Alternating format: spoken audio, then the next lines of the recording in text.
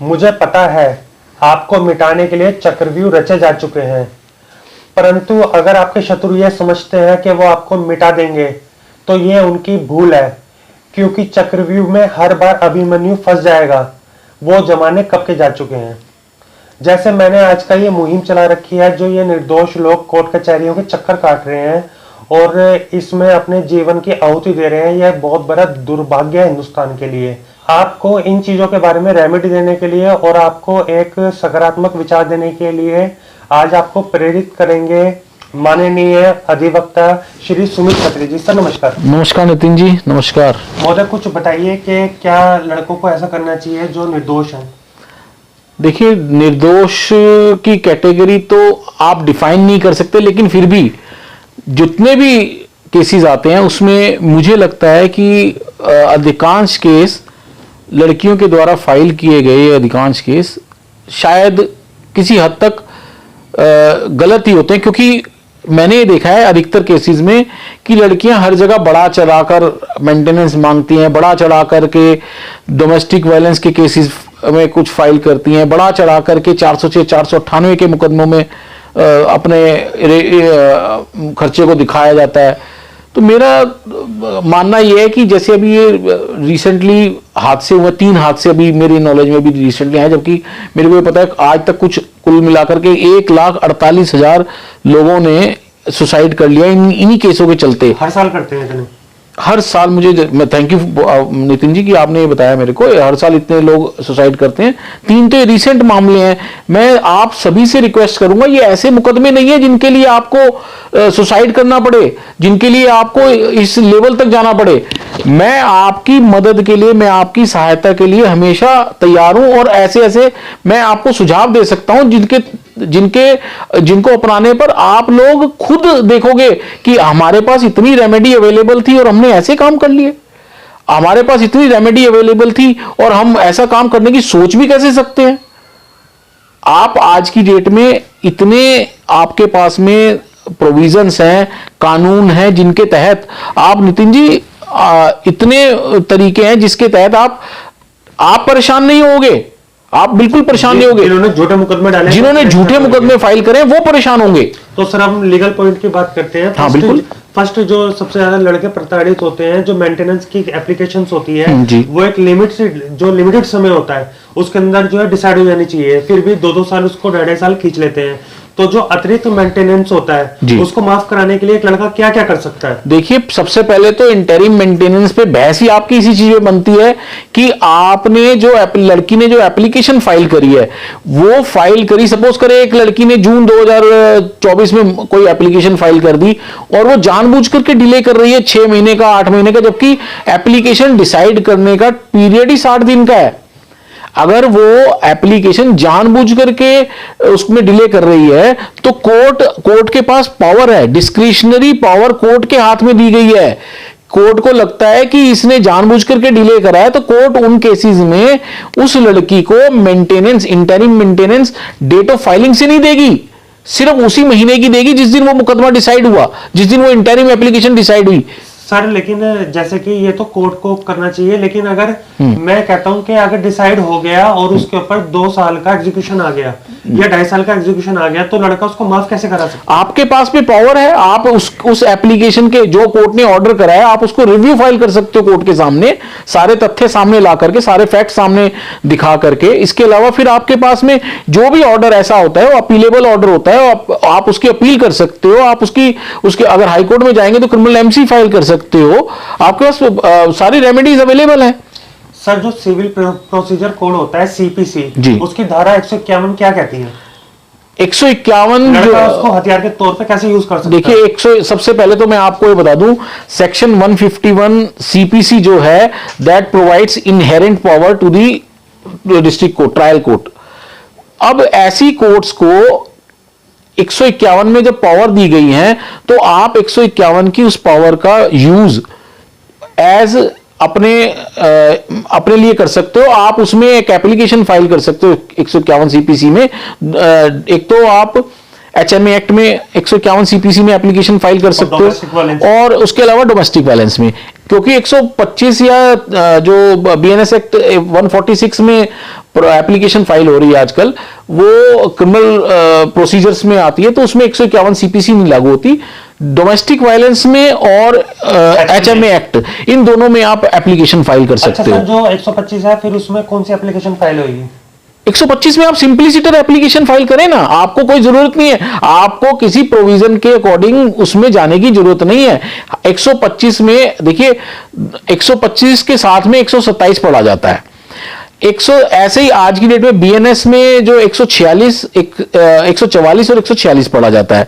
146 में प्रोविजन है, 146 बीएनएस में प्रोविजन है, सुरक्षा सही जी 146, उसमें आपके पास प्रोविजन है कि आप उस एक्ट के अकॉर्डिंग आप कोर्ट के सर्कमस्टांसेस, जब आपके सर्कमस्टांसेस चेंज हो रहे हैं तो आप उस इवेंचुअलिटी में कोर्ट में एप्लीकेशन लगा करके कोर्ट को बता सकते हैं कि आज की डेट में ये इसमें फैक्ट्स चेंज हुए हैं और आप इसमें इसको रिड्यूस कर सकते हैं या इसको हटा सकते हैं, और इस लड़की ने इस प्रोविजन का मिसयूज करा है, आप उस चीज को हाईलाइट करके कोर्ट से वो उसको डिलीट भी करवा सकते हैं, उस सेटिसाइड भी करा सकते हैं उस ऑर्डर को।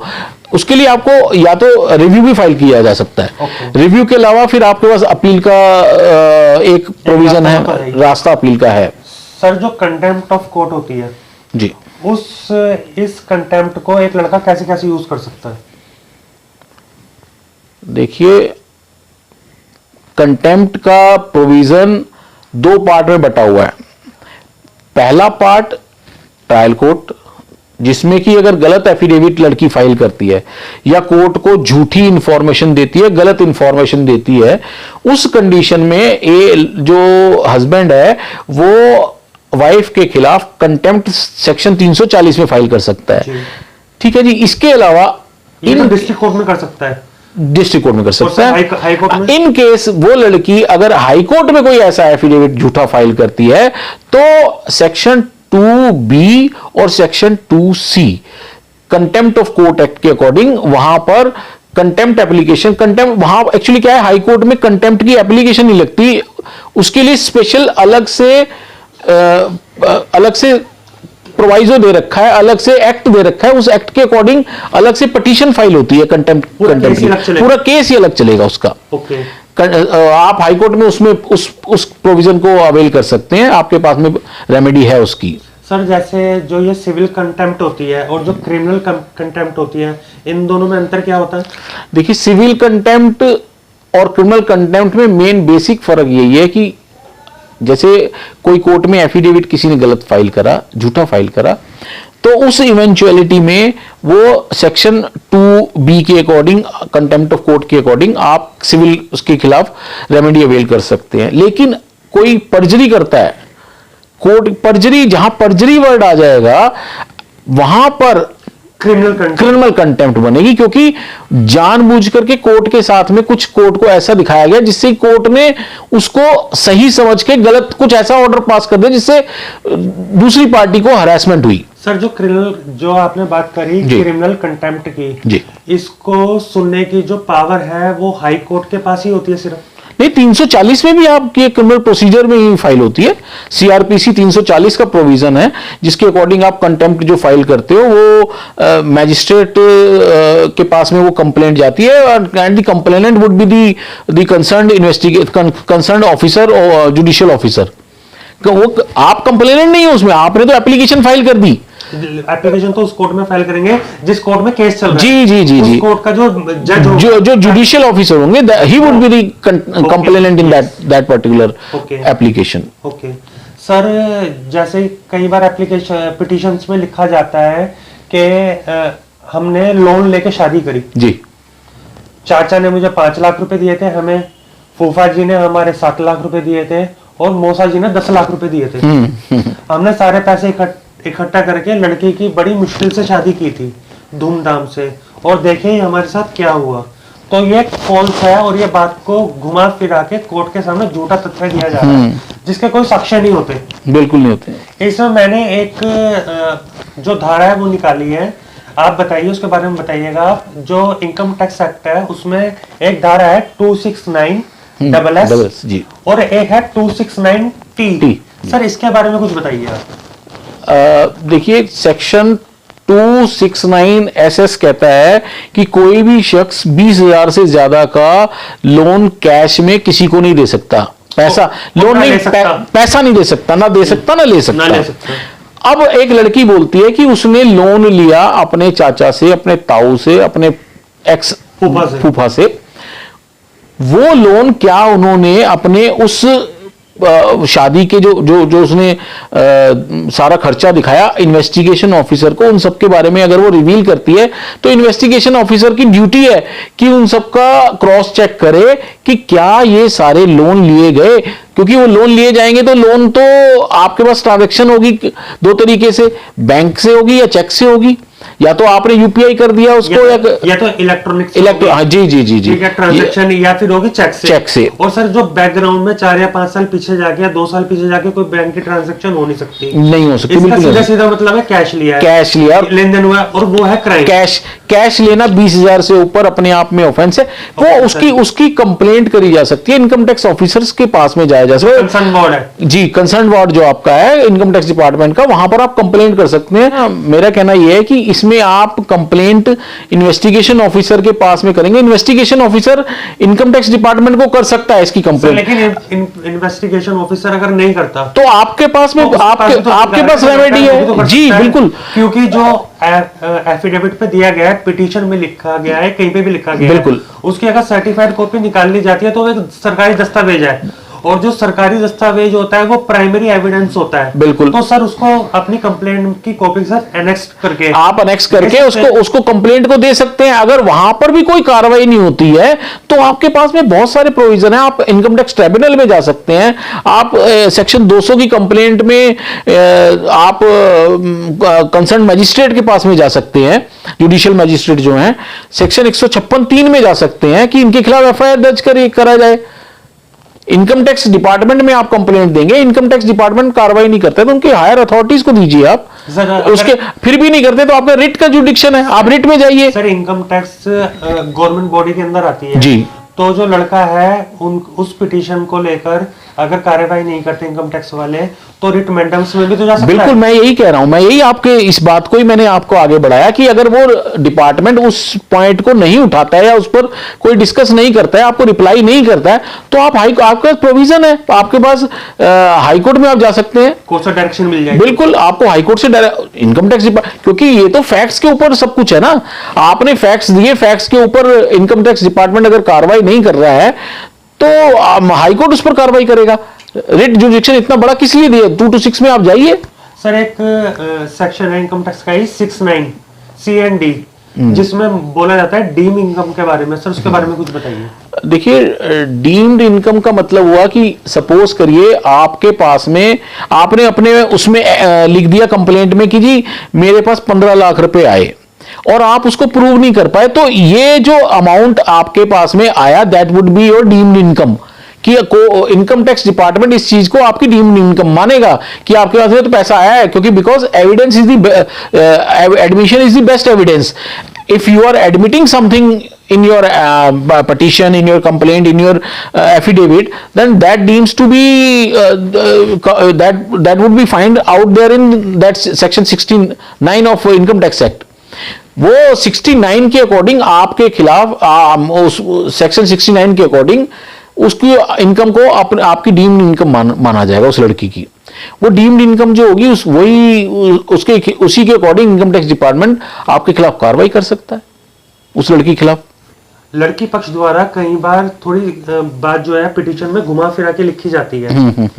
उसमें ये नहीं लिखा जाता कि हमने दहेज दिया, क्योंकि अगर वो लिख देंगे हमने दहेज दिया तो डॉवरी प्रोहिबिशन एक्ट के अंदर वो फंस जाएंगे। बिल्कुल, तो वो घुमा के लिखते हैं कि हमारा शादी में इतना खर्चा हुआ, जैसे कि 20 लाख 30 लाख या 40 लाख जो भी वो लिखते हैं। तो उन्होंने 40 लाख रुपए अगर खर्च किए तो कहीं तो खर्च किए होंगे, उसके वो पक्के बिल ना लाके कच्चे बिल ले आते हैं, कुछ पक्के ले आते हैं कुछ कच्चे ले आते हैं। अब बात आती है कच्चे बिलों की। कच्चे बिल जो होते हैं वो तो मान्य होते नहीं है, बिल्कुल, लेकिन जो पक्के बिल होते हैं उसमें कई बार ऐसा होता है कि एक रूल है इनकम टैक्स एक्ट में कि आप 2 लाख रुपए से ज्यादा कैश नहीं ले सकते अगर आप कुछ बेच रहे हो तो कई बार ऐसा होता है कि बोला जाता है हमने बैंक्वेट हॉल में जो है 10 लाख रुपए खर्च किए थे, खाने पीने में या बैंक्वेट हॉल में 10 लाख 15 लाख रुपए खर्च किए थे, तो सर उसमें उनको कैसे जो है किया जा सकता है कि मतलब उन्होंने पैसे ऐसे कैसे खर्च किए? नहीं, ये क्वेश्चन आपका बहुत अच्छा है, आपने बहुत अच्छा पॉइंट ये उठाया, क्योंकि ऐसा होता है, देखिए आजकल जितनी कंप्लेंट्स फाइल हो रही हैं खासतौर से 406 498 को लेकर के, उसमें मैं देख रहा हूं कि लड़की पक्ष की तरफ से ये कंप्लेंट आती है कि हमने बैंकेट हॉल वालों को 15 लाख रुपया दिया, इस चीज को 10 लाख रुपया दिया, ज्वेलरी वाले को इतना पैसा दिया, वो बढ़ा चढ़ा करके उसको दिखाया जाता है। अब ये यहां पर इन्वेस्टिगेशन ऑफिसर की ड्यूटी सामने आ जाती है कि वो चार्जशीट फाइल करने से पहले इन्वेस्टिगेट करे उस चीज को अच्छे तरीके से, और इन्वेस्टिगेट करके वो बैंकेट हॉल, सपोज करो बैंकेट हॉल है, बैंकेट हॉल वालों के पास में कोई उनके पास रिकॉर्ड होता है उस चीज के रिकॉर्ड को खंगाले कि हाँ जी 15 लाख रुपया खर्च हुआ था या 15,000 रुपया खर्च हुआ था, 20,000 रुपया खर्च हुआ था या 20 लाख रुपया खर्च हुआ था, तो पक्का बिल होगा, वहां पक्का बिल होगा। एग्जैक्टली, जैसे कि उसमें लिखा गया 15 लाख रुपए खाने पीने में बैंक्वेट हॉल में खर्च हुए, बिल्कुल, और वहां पे अगर रिसिप्ट है 2 लाख की या 2.5 लाख की, हाँ, तो वो तो कॉन्ट्राडिक्ट हो गया। और इसमें मैं एक बात और ऐड करूंगा कि बहुत सारे जो रेस्पोंडेंट जो विक्टिम्स हैं, ये लोग डिफेंस एविडेंस नहीं कराते हैं। जब एक लड़की कह रही है कि बैंकेट हॉल में मैंने 20 लाख रुपया खर्च कर दिया, हो सकता है कि इन्वेस्टिगेशन ऑफिसर ने चार्जशीट फाइल करते समय बैंकेट हॉल से वो नहीं लिया हो वो रिकॉर्ड, तो ये आपको डिसाइड करना है at the time of your defence कि आपने उस बैंकेट हॉल वाले की गवाही करानी है, ताकि ये प्रूव हो सके कि वो 15 लाख रुपया खर्च हुआ या 15,000 रुपया खर्च हुआ। सर उनकी भी गवाही होनी चाहिए, जैसे बोलते हैं चाचा ने 5 लाख दिए, फूफा ने 10 लाख बिल्कुल दिए, बिल्कुल, उनको बुला के पूछा जाना चाहिए कि तुमने पैसे दिए थे, अगर दिए थे। अगर वो लोग इस गवाही देने नहीं आते हैं, अगर इन्वेस्टिगेशन ऑफिसर उनकी गवाही नहीं रिकॉर्ड पर लेकर के आता है, उस कंडीशन में तो केस लड़की का ही वीक होता है, क्योंकि 15 लाख रुपए अगर उसके चाचा ने दिया तो वो प्रूव वो चाचा ही आकर के करेगा, लड़की नहीं कर सकती, अनलेस उसके पास में कोई पुख्ता सबूत ना हो in the form of documentary evidence, जैसे कि बैंक से उसकी स्टेटमेंट हो, चेक का कोई रिकॉर्ड हो। ये सब चीज प्रूव करने के लिए या तो वो बैंकर को बुलाएगी, या अगर नहीं है तो कैश के लिए चाचा को बुलाएगी। सर अगर जैसे प्रूव हो जाता है और इनकम टैक्स डिपार्टमेंट इसके खिलाफ कार्रवाई करता है, तो उनको कितनी सजा होती है? देखिए, इसमें जो सजा का प्रावधान है, सजा या जुर्माना, उसमें जुर्माने का प्रावधान है, और जुर्माना उसमें डबल का मतलब 100% का जो उनका अमाउंट होता है उसको जब्त किया जा सकता है। 15 लाख बोलते तो 15 लाख रुपए को ही जब्त किया जा सकता है उनसे। तो महोदय बहुत बहुत धन्यवाद है, आपने हमें समय दिया और जो देश की जनता उनको समय दिया। और दोस्तों, मैं आपके साथ लगा रहूंगा और आप कोशिश करता रहूंगा आपको प्रेरित करने की। मिलता हूं मैं आपसे बहुत जल्दी नई वीडियो में। Vande Mataram. Thank you Nitin ji, thank you so much.